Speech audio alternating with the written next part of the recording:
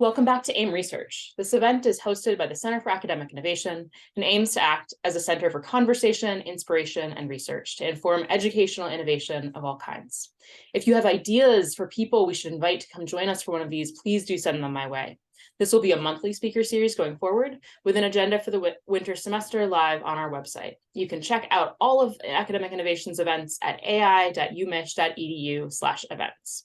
Today's presentation will be recorded and posted to our CAI YouTube channel after.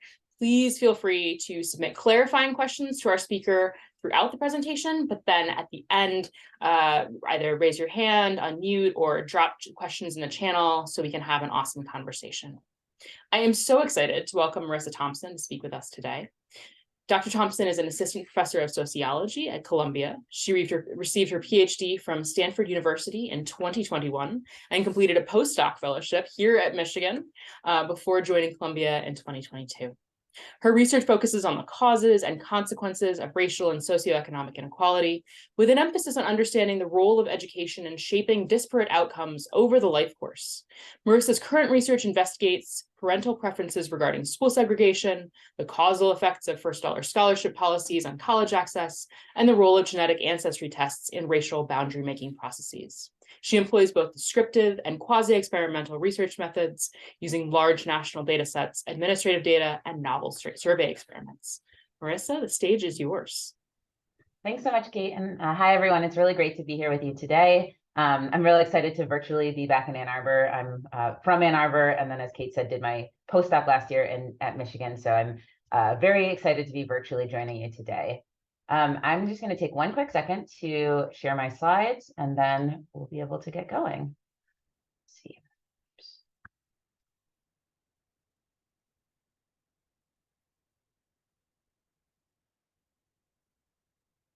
Okay, so I think everyone should be able to see the regular version of slides. Is that true? Looks great. Yes, I see some thumbs up. Awesome. Okay, so I'm going to be talking today about experimental evidence on parental preferences and school segregation. And the plan for today is to talk about two interrelated studies. The first is on the effect of information on parental preferences regarding economic school segregation. And then the second is a newer study that I'm working on parental preferences for different school attributes, status, and student body composition. So I've actually attended quite a few AIM seminars in the past. I know that you often tend to focus on higher education research. So I'm hoping that this can be something sort of new and different. We're talking today about K-12 school segregation, although I do have some related higher education work that I'd be happy to talk about in the Q&A. So let's set the scene. School segregation in the US. And in terms of thinking about the historical patterns of school segregation, we know that racial school segregation is often what sort of makes the headlines and makes the news, and is continuing to be a pretty difficult problem in terms of the US public policy landscape. However, when you look at the trends over time, we know that racial school segregation has largely stagnated in recent decades. We had years of progress after court-ordered desegregation, starting with Brown v. Board of Education, followed by slow resegregation, particularly in the South. But in the last decade or so, depending, of course, on how you measure, it seems as though racial school segregation has largely stagnated. In contrast, we're seeing a really different picture with economic school segregation. Economic school segregation, particularly when measured as differences between free and reduced lunch eligible students and non-free and reduced lunch eligible students, does seem to be really rapidly rising. And I think one way to sort of contextualize this is just to look at it geographically. So I'm going to start with some images. This one is from the Urban Institute on racial school segregation across the US. This is from about 10 years ago, and the darker counties on the figure are places where over 80% of white students in those counties are attending majority white schools. So you can think about white students being concentrated in sort of highly white schools, and then racial minorities tend to be in different schools. So there's some pretty clear geographic patterns here. We, of course, see places like the Northeast, where there aren't as many racial minorities in the school districts, of course, have pretty high fractions of white students attending majority white schools. But even in pretty racially diverse places like Michigan, you can see Michigan on this map is almost entirely the darkest color, indicating that schools, at least at the county level, and again, as of about 10 years ago, do tend to be pretty racially segregated. And we can flip this on its head and think in contrast about the share of Black students who are attending majority non-white schools, still seeing some strong geographic patterns, particularly in the South, where the vast majority of Black students in those places are attending majority Black schools. Today, though, at least in this first part of the presentation, I want to focus on economic school segregation. So I made this map, not the Urban Institute, which is why it doesn't look exactly like the other figures I just showed you, but it does follow a very similar pattern in that the darker places are places with much higher levels of economic school segregation, again, operationalized as the difference in exposure to poor classmates between more affluent and more poor students. Again, the geographic patterns here are less clear, but it's a pretty pressing problem. We see a lot of districts in the US with pretty severe levels of economic school segregation. And even in places where the map is a little bit lighter, those places actually still have more school segregation. Those places still have a pretty decent amount of school segregation. So we're not seeing places where school segregation doesn't seem to be as much of a problem. And I'd argue that we should care about school segregation because it's associated with a number of negative consequences for students. So school segregation is associated with increased funding disparities between students, and this is both in terms of racial and socioeconomic school segregation, as well as achievement gaps between students, fewer opportunities for upward economic mobility, and a host of other sort of valued educational and life outcomes that we associate with schooling that seem to be allocated pretty unequally based on the levels of school segregation in those districts. Another important fact to note about school segregation is that even though desegregation policies such as the court-ordered desegregation that followed Brown v. Board were pretty contentious and accompanied by a lot of strife and I'm trying to think of the word I want to use, but they were very contentious. It turns out that recent quasi-experimental work has shown that those policies were remarkably successful in terms of improving the circumstances of Black children in those originally segregated schools, mostly in the South, without actually negatively affecting white students. So what we can take from that is that desegregation does tend to have really positive outcomes for the more disadvantaged groups, but without negatively affecting white students, which was one of the concerns that people had at the time about those desegregation efforts, that the white students would then suffer. But when we look at the long-term trajectories associated with court-ordered desegregation, we're actually not seeing that that's the case.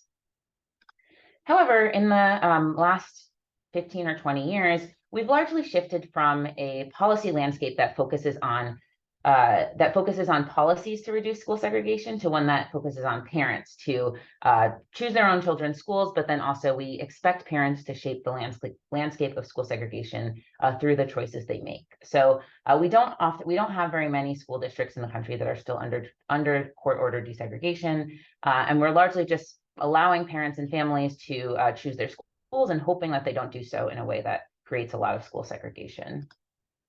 And so this study really, both of these studies focuses on parental preferences. And I think parents are really important because they both implicitly and explicitly structure neighborhood and school composition.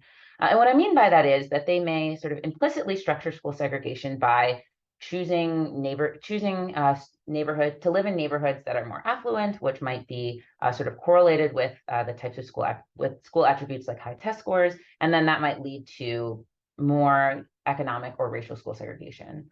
But we also see that parents do actually hold racial and socioeconomic preferences for the makeup of their children's schools. So even aside from school characteristics that are associated with higher test scores and then may lead to more racial or economic school segregation, we do see that parents are more likely to choose schools, white and affluent parents in particular, are more likely to choose schools that have more white and affluent students, which then does also drive school segregation.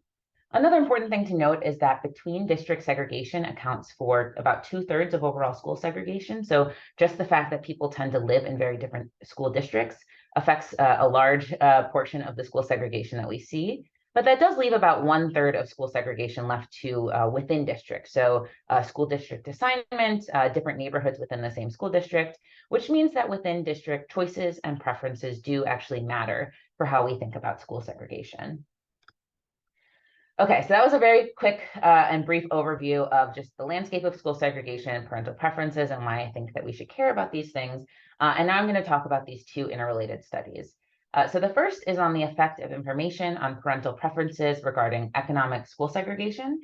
It's co-authored with Sam Trejo, a colleague at Princeton. And if you're interested, we do have a working paper posted on Social Archive. So if you are eager to read a more in-depth overview of these results, you can find us on Social Archive. And we're hoping to have a new version of that up hopefully in the next week or so.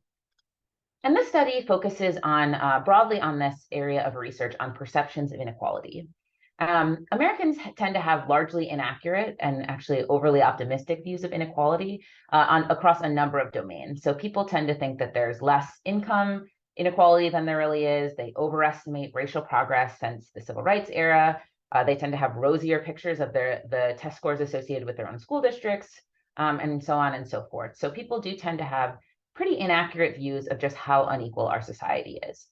And so given that, you might think that informing people about actual levels of inequality, so telling people that the actual levels of income inequality or racial inequality might do something to move those preferences.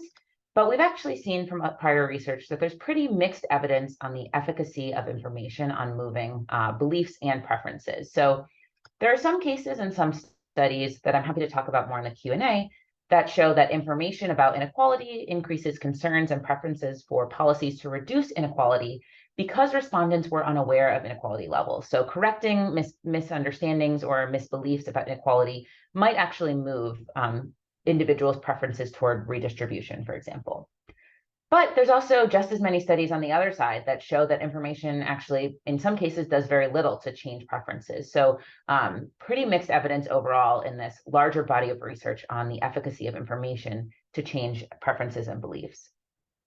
But inequality beliefs are really issue specific. So while these studies have looked at things like income inequality and racial inequality, we don't know how parents think about educational inequality when they're thinking about their preferences for redistribution or their beliefs generally about educational inequality in their school districts. And so that's what this study is going to focus on. And here we're drawing from Leslie McCall's study. She wrote a really fabulous book on income inequality and beliefs about income inequality, where she categorized people as either ignorant or tolerant of inequality.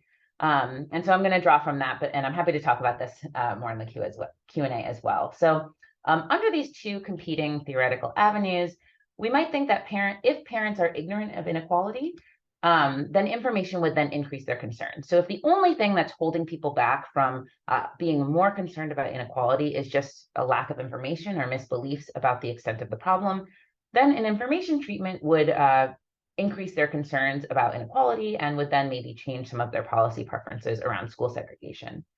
On the other hand, if information isn't really that related to how people feel about both their general beliefs about inequality and their preferences towards inequality, then we might see that parents are more tolerant of inequality. So no matter the levels of inequality that parents are aware of or not, it doesn't really matter in terms of their actual policy preferences and beliefs.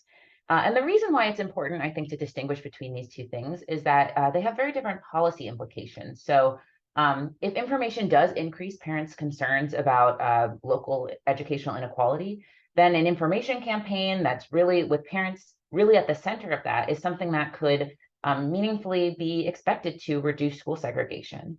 But on the other hand, if information is unrelated to concerns about income inequality, then information campaigns are a pretty unlikely lever to make sure that that we're lowering levels of educational inequality in our communities. And we might want to think of going back to some of those more policy-driven strategies to reduce school segregation.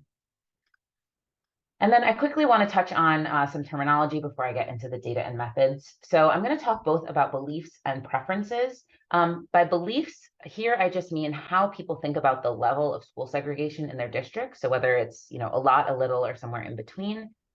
Whereas preferences are either general attitudes or specific policy preferences. So whether a parent thinks that school segregation is a pressing problem in their community, that would be a general attitude, or a policy preference could be whether or not they're willing to support specific changes to, for example, student assignment plans that might reallocate students to different schools and then lower levels of economic school segregation. So the research questions for this project are: how much variation is there among parents in general attitudes and preferences toward reducing school segregation? How accurate are parents' beliefs about the amounts of local school segregation? And then does providing information on the true levels of local school segregation have a causal effect on those attitudes and preferences? And so to find out, we ran a survey experiment. Sorry, the next button is not working correctly. We ran a survey experiment on about 1,700 parents of school-age children using a pre-registered survey experiment. And we chose to focus on economic school segregation for a couple of reasons. First, we wanted to run just one survey, and we were really only powered to test either economic segregation or racial school segregation, but we're hoping to do racial school segregation in a follow-up study. But we were also concerned about social desirability bias. It actually is pretty hard to find effects on beliefs about racial inequality in surveys because people think that they know what the researcher wants to hear, and sometimes there's some concerns that they may be giving an answer that's not actually tied to their real world behavior. Whereas economic school segregation is just a little bit less subject to some of those. It also seems to be, based on prior research, that people are more willing to support policies to reduce economic school segregation and economic inequality than they are to do the same for racial inequality. So for this experiment, we're focusing on economic school segregation. And we randomly assigned participants in the study to an information treatment that told them about the local levels of school segregation in their school district and the consequences of local school segregation broadly, using a short research note where we talked about how school segregation is associated with achievement gaps and all of that I mentioned at the beginning of the talk. And so to measure this, we gave people this image ranging from places with no school segregation. So imagine that these are all different school districts with two schools in them. District A would have no school segregation, and District F is nearly totally segregated by income. And so we asked people to identify where they thought that their own local school district fell on this map. And then once they told us, we were able to match their respondent zip code to local levels of school segregation using segregation measures drawn from the Stanford Education Data Archive. And then we could select, on their screen, actually, your local level of school segregation matches this. So you might have said it was District A, but actually it's District C. And so then we're able to see, for people who have inaccurate views of school segregation, how much correcting those misbeliefs has an effect on their policy and attitude preferences relative to the control group. We measured their beliefs and policy preferences using two different indices, one on general attitudes, so how important of an issue or how pressing of an issue they found school segregation to be, and then also a number of really specific policy-related measures. We also thought that outcomes with meaningful units are helpful for interpreting this study, so we asked people how much additional taxes they would be willing to support in order to fund some of the costs associated with reducing school segregation, as well as how many additional minutes, if any, they'd be willing for their child to travel to school in order, again, to reallocate students to different schools within the district, which might lower levels of school segregation. And so to give you an idea of just like baseline descriptives, these are from the control group. So this is the group that didn't get any additional information and can give you an idea about how average parents in our survey sample without that extra information viewed the two meaningful unit outcomes, so property taxes and travel time. So when we asked about the increases that respondents would be willing to support to fund reducing school segregation, the median respondent was willing to support about $50 per year in increased property taxes, which is much less than what would be needed. Just to put this in context, some estimates from the prior literature have shown that in order to decrease school segregation by about half in the country overall, per pupil costs would need to be about $900 higher in many places. Though, of course, that varies based on the place and by segregation levels. But all to say is that $50 is much less than what would likely be needed to make meaningful change in reducing school segregation. But again, this is the control group. So this is the group without the information intervention. And these are just like baseline measures. In terms of increasing children's travel time to school, this is also something that tends to be pretty contentious.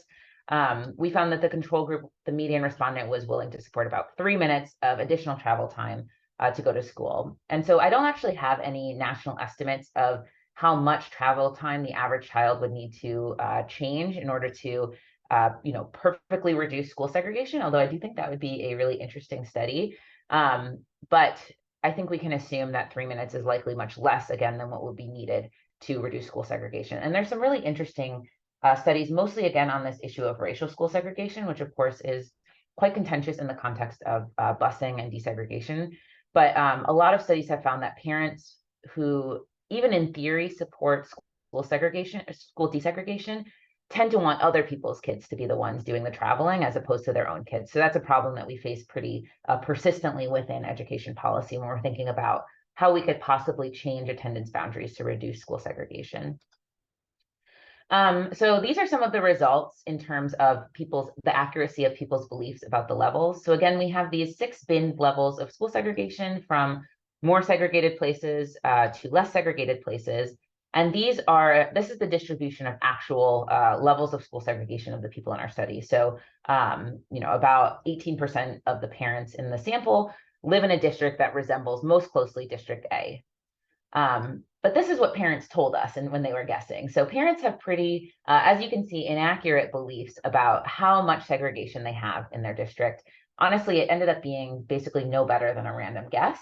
And in some ways, this isn't surprising. Economic school segregation, while a lot of parents may have an idea of this because of things like great schools, it's not as visually obvious compared to things like racial school segregation. So we're not necessarily expecting parents to have super accurate views of how segregated their school districts are.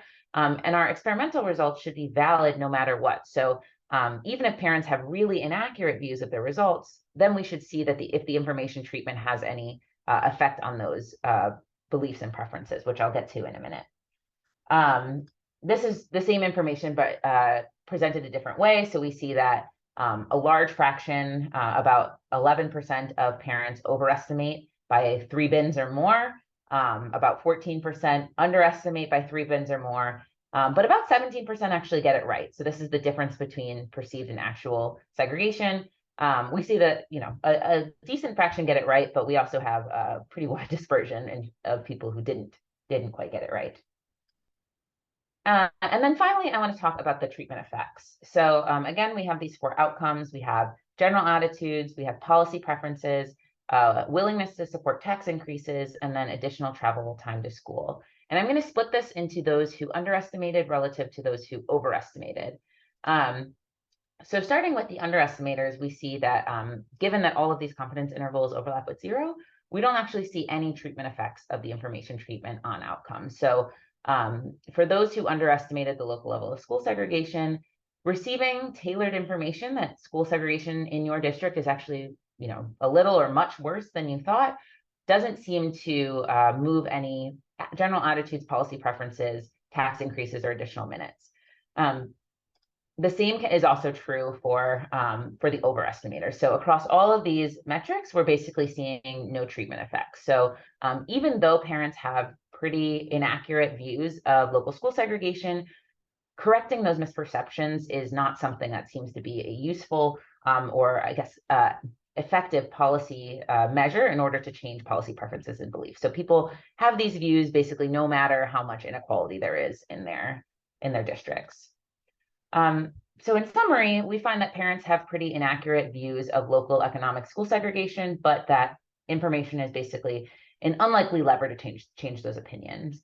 And when I think about this, I like to think about sort of these recent information campaigns. I don't know how many of you are on Instagram, for example. I'm personally not on TikTok, but I know that there's similar things circulating on social media where people try to use information about inequality to change people's minds, change their preferences. And at least on the issue of school segregation, again, because this is very issue specific, this suggests that campaigns like that aren't likely to do very much to move people's preferences because people tend to have a general tolerance of school segregation in their communities. So in terms of some follow-ups and some limitations of this study, we're interested in thinking about the extent to which self-interests are the key mechanism that's underlying why people's views and preferences are not malleable based on information. We also think a decent amount of this might be due to misperceptions about busing, about school desegregation plans. Those policies were quite contentious, and yet they were remarkably effective without harming really any of the students involved. There is some research about the negative impacts of those policies on Black teachers' employment, for example, in the South. But at least in terms of students, I don't know of really any research that shows that any students were harmed by those desegregation policies, although, of course, if anyone does know of any, it would be important to include. And then also maybe framing this study in terms of the benefits of integration for advantaged children. So I hate to, frame equity as something that can benefit the already advantaged, but that might be something that would maybe change hearts and minds. So potentially a follow-up study from this study could look into, how much are affluent and advantaged families willing to support things like lowering levels of school segregation if it's framed as something that might help their children down the line. So there's a number of studies about how diverse classrooms help everyone in terms of their cognitive abilities and ability to think through really difficult problems. So framing it that way might be something that is more likely to change people's minds than just framing it as a problem and a problem related to inequality. So that's all I have for that study. I know I'm already at about 23 minutes, so I will move more quickly through this second study. But if anyone has any questions on the first one, more clarifying questions, feel free to jump in. And maybe I'll just pause for a second, but I can't actually see anybody, so. Okay, seems like we're good. All right, so the second study is newer work. There's no working paper yet to point you toward, but I'm hoping that maybe in a month or so, I'll be able to get something out on this front. This study is on parental preferences for school attributes, status, and student body composition. So I'm still focusing on this issue of school segregation and school choice, but focusing a little bit more on what exactly parents value when they're choosing a school for their child. So we know from prior research that parents value both school-related attributes and then the socioeconomic and racial composition of their child's school. So as I said before, parents tend to value things that might be correlated with the race and socioeconomic composition of a school, but they also do have independent preferences for the race and socioeconomic composition of their children's classmates. And a number of prior studies have found that average achievement is something that parents positively value. So that up arrow is an increase in average achievement means that parents are more likely to choose that school. Parents also tend to value growth and learning rates. So how much might a child in that school learn over the course of 1 year instead of just like the average of students in that school. And then tend to avoid schools that have higher proportions of non-white students and low-income students. So down arrows there indicating that parents, again, on average, and like many of these studies focus on white parents, tend to avoid schools with these compositions. But what we don't know, and what I'm hoping to answer today, is how parents weigh competing interests. How do they make trade-offs? Which of these do they value the most if they had to trade off on something else?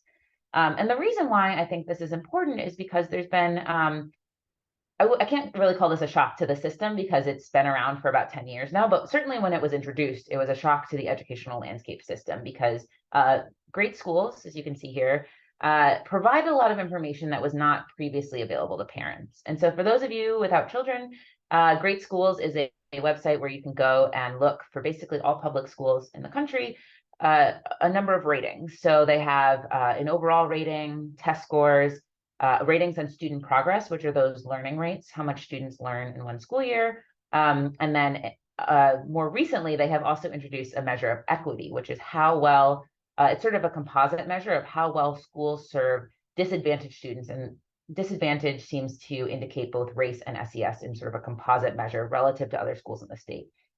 I actually made these slides before this. These aren't just for this talk, but this is a school in Ann Arbor. I made these slides while I was a postdoc at Michigan. So I wanted to focus on some Ann Arbor schools, and you'll see some Ann Arbor popping up in the rest of the presentation as well. But you can also find on Great Schools the racial and SES and gender composition of your school. So sort of a motivated parent or a parent who wanted to be really informed about their child's school could go online and pretty easily find all of this information. And this has been pretty controversial because while on the one hand, it's nice to provide parents with information, you want them to make informed choices. We also see that, for example, the introduction of Great Schools drove a pretty big increase in both residential and school segregation because people flock toward more affluent districts and then stay away from less affluent districts as a result of having that information in a way that's just put up in front of them. And these rankings are pretty ubiquitous. So this is a house, again, in Ann Arbor that I'm not considering buying, but I thought was really pretty because of all the windows. And so I wanted to use as an example. As you can see, if you're buying a house anywhere, one of the major things that's put on those pages are the school rankings. So we're being inundated with these rankings, but we don't necessarily know how parents value these characteristics or really the true impact of these kinds of rankings on school segregation. In terms of educational information, though, there's a lot of places where you could find this. So this site is more for educational researchers. This is the Educational Opportunity Project out of Stanford, where I got my PhD. Again, still focusing on Slauson, but it's widely available to the public. So a parent could go and look at average test scores and how students at Slauson are comparing to the national average. They're actually about 2.5 grade levels above the national average in terms of their testing, and then a number of other school and district related characteristics. So essentially, we are being inundated with educational rankings, but we don't know what those are doing and how parents value them. And so to put this in conversation with some sort of sociological theories on competition and opportunity hoarding, my research in this paper asks which dimensions of status are most consequential. So we might think that parents want to hoard the opportunities that they think will be most valuable to their children. Still a little bit uncertain which opportunities those are. But then also status competition between groups is something that is informing the study. So thinking about the ways in which parents tend to value their own in-group, maybe more than out groups, both in terms of wanting to keep those opportunities for their own group, but also avoid schools where they may not have as many people of their own in-group in those schools or communities.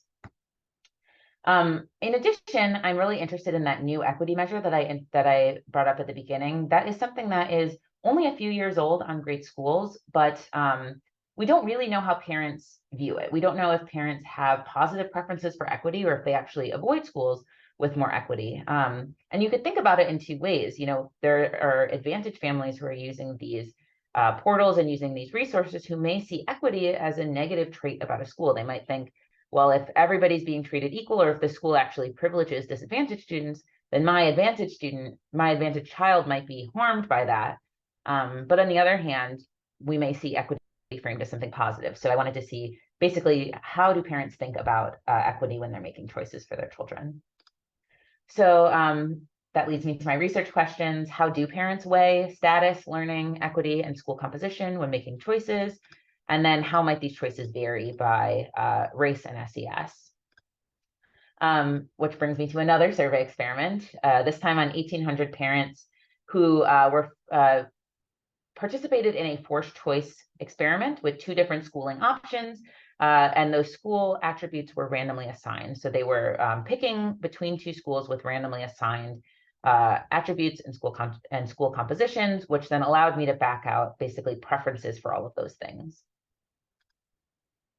And the attributes that I varied were the learning rates, so percentage points above and below the national average, average standardized test performance in grade levels above and below the national average, the overall ranking of the school, so what you might see at sort of the top of great schools, the overall ranking, an equity ranking, again, from 1 to 10, and then student SES and racial composition. And these were all randomly assigned to the schools that parents saw and are drawn from the actual distribution of schools in the country. So while no parent saw a school that actually exists, all of the attributes that were given to schools, given to the experimental schools, are attributes that like actually exist from a real school in the country. So I'm not giving people learning rates that exceed basically the upper bounds of learning rates of schools in the country, and so on and so forth. This is some descriptive statistics of the respondents. The majority of the people who took this study were white parents, but I do have parents, Black parents, Asian parents, Hispanic and Latino parents, as well as about half of the parents above the median household income and about half below.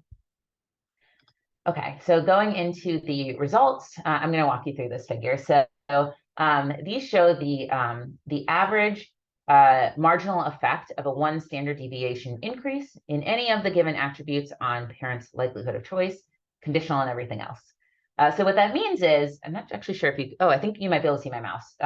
So the learning rate here, this means that a 1 standard deviation increase in the learning rate of a school profile increased parents' likelihood of choosing that profile by about 12 percentage points conditional on all of the other features. So people valued, at least in terms of this experiment, learning rate the highest, then school overall average achievement, then school ranking, and then equity. But notably, parents do seem to have a positive preference for equity. So equity is, on average, something that people would prefer to have more of rather than less of.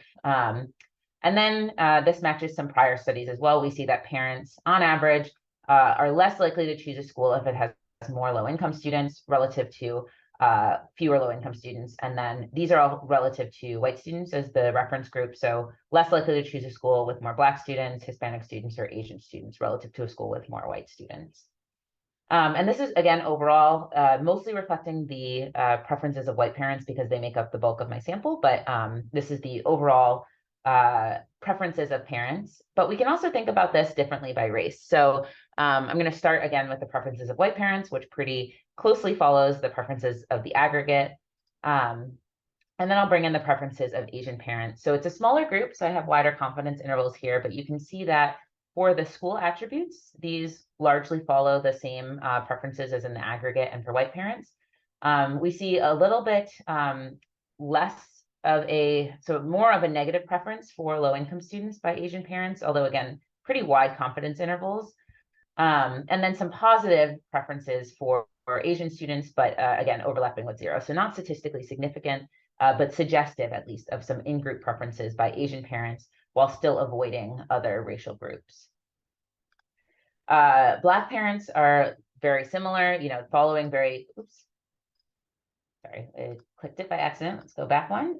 Following very similar trends to overall parents and to white and Asian parents, and then also having some positive in-group preferences. So Black parents are the only group that prefers to have Black students in their schools relative to other students, but are still showing a negative preference toward low-income students. And then very similar patterns for Latino, Hispanic, Latinx families. Everyone sort of valued learning rate, then achievement, then school ranking, then equity in the same 1 through 4 pattern.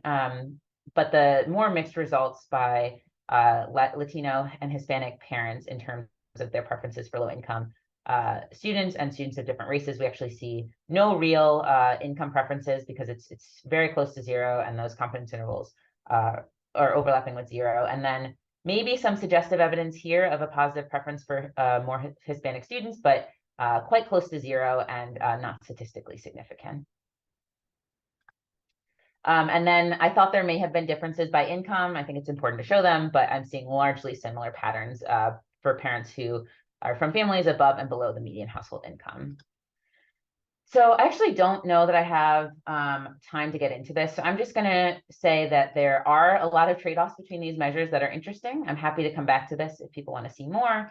But because I have parents participating in so many forced choice tasks for this experiment, I can actually see for any given 2-by-2 pairing, what parents would be willing to trade off in order to get more of one thing. So just very quickly, as an example, parents would be willing to trade, let's see, 0.09 grade levels of 0.909 grade levels of achievement in order to get a 1 percentage point increase in learning rate. So sort of interesting to think about trade-offs, particularly because we basically see that there's very little or very few circumstances where parents would ever be willing to tolerate or to prefer, I should say, more schools with higher fractions of low income and racial minority students. So when you look at the trade-offs in the context of what schools actually exist in the country, we basically see that there's almost no schools that parents would be willing to send their kids to that have high fractions of that are relatively economically and racially integrated. Okay, so moving into the discussion, we find that parents value learning and achievement, followed by a status ranking, and then followed by a equity ranking. And by taking the social recognition of these dimensions, we're able to organize them in a meaningful hierarchy and better understand how preferences shape the world around us.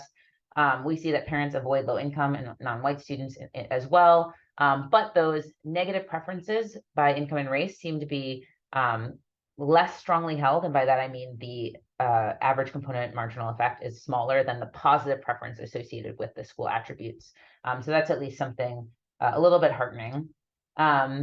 But also there, as with any experiment, there are several limitations here. So survey options do not reflect real world constraints, but on the positive side, they're also free of the limitations on choice that exist in the real world about, neighborhoods and all of that. We're able to sort of take away from that and think just about schools. And we're not seeing the mechanisms underlying these choices. So I would love to do more follow-up experiments that better tease apart why parents are making these choices. What do they think when they see equity? Who do they think is going to benefit from a higher learning rate, and so on and so forth. So that's all I have for today. Thank you so much for listening. I'm really excited to hear your questions and feedback. And again, this is all ongoing work, so I'm just really excited to share it with you all. And yeah, thank you again.